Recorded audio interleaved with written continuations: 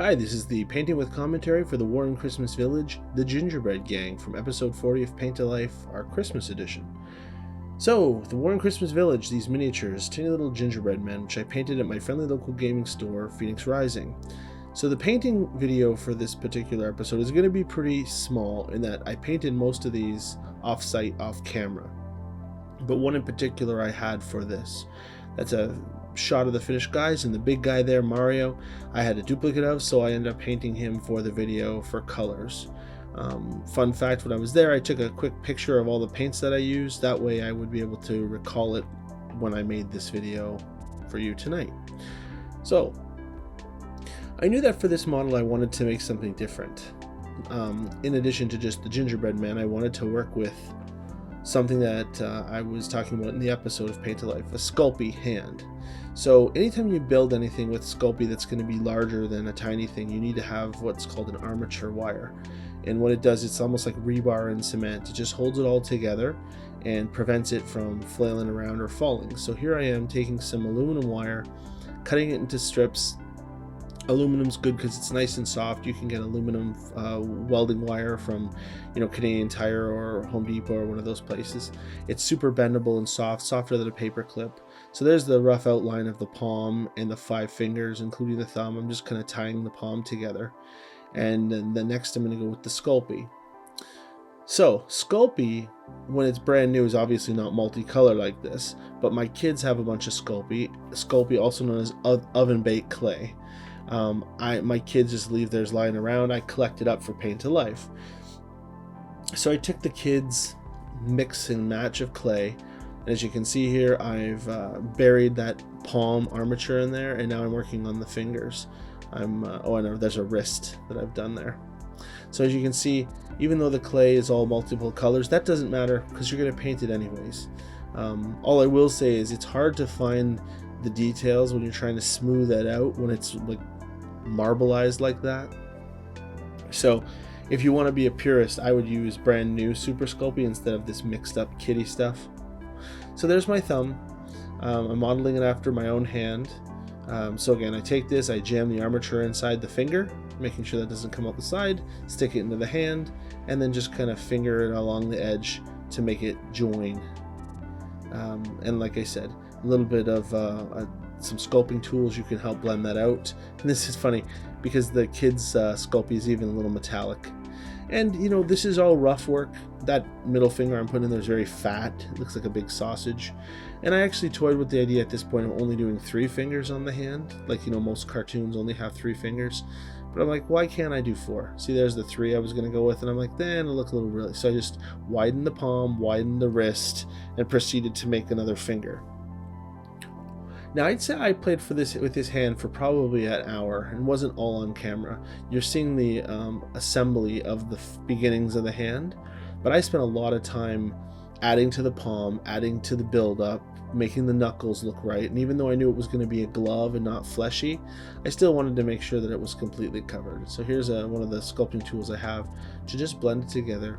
You'll hear other people who use this stuff say, alcohol will eliminate, if you use rubbing alcohol, it'll pull away the fingerprints, although I was pretty good in using the tools to clear off the fingerprints.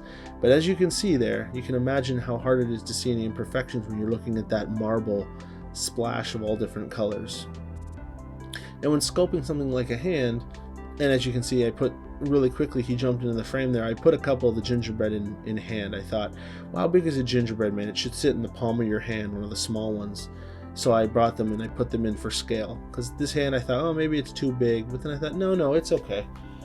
And, there'll be a lot of sculpting, the pads of your fingertips, the pads of your wrist, resizing the fingers accordingly. And of course, once I had the hand done, then bending it. See how I'm starting to squeeze it and round the fingers, and I'm squeezing the wrist, and I'm squeezing the palm. All that aluminum wire inside is shaping and it's holding this in the shape. So there you go. That's GMA Tank talking about sculpting with SCULPEY. A lot of fun. Highly recommend you try it sometime. So when I was finished with my hand, this is what it looked like. It's a horrible shot. Hard to see with the different colors, but I was happy with how it doesn't look like it has a thumb, but it's just head on in that picture. So take it, I put it in the toaster oven at 275 degrees for I don't know, maybe 25 minutes. Now you can burn SCULPEY, but because we're painting, it doesn't matter. And burning it doesn't like make it light on fire burn, it just darkens like really brown, like you burn toast. So I took the finished baked hand. I also put a couple of lines on it, the back side, to represent the glove lines, like on the back of a white glove. I primed it with CORAX white or Corvus white, whichever that just said, and then I used ceramite white to paint it.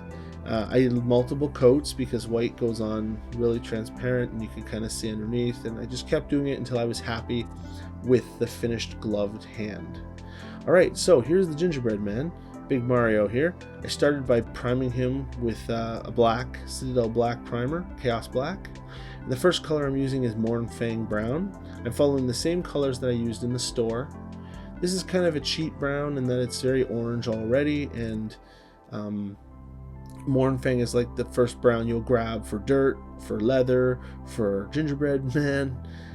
And seeing as I have like 20 different browns, it's a great color for this purpose.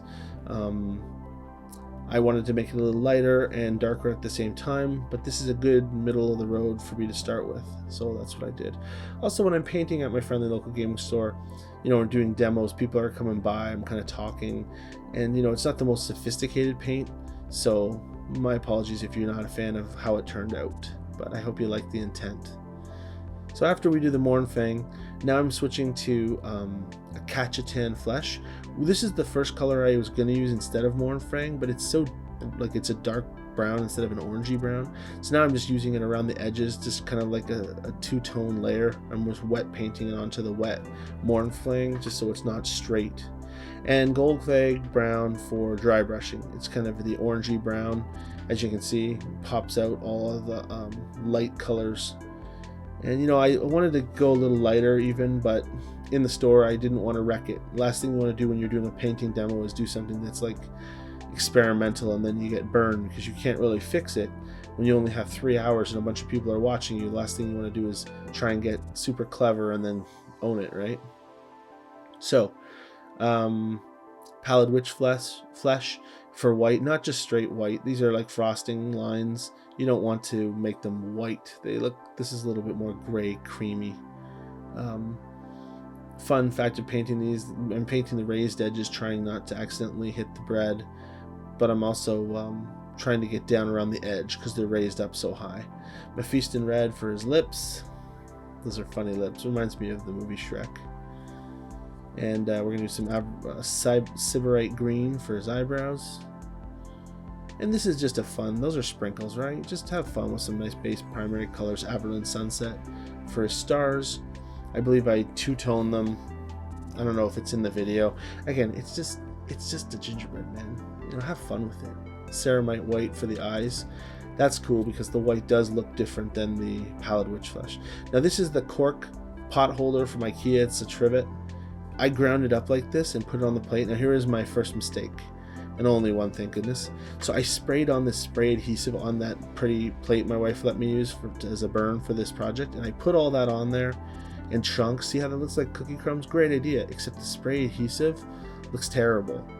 And that's finished in the finished product. What I ended up with, I was happy with, but I had to redo the spray adhesive.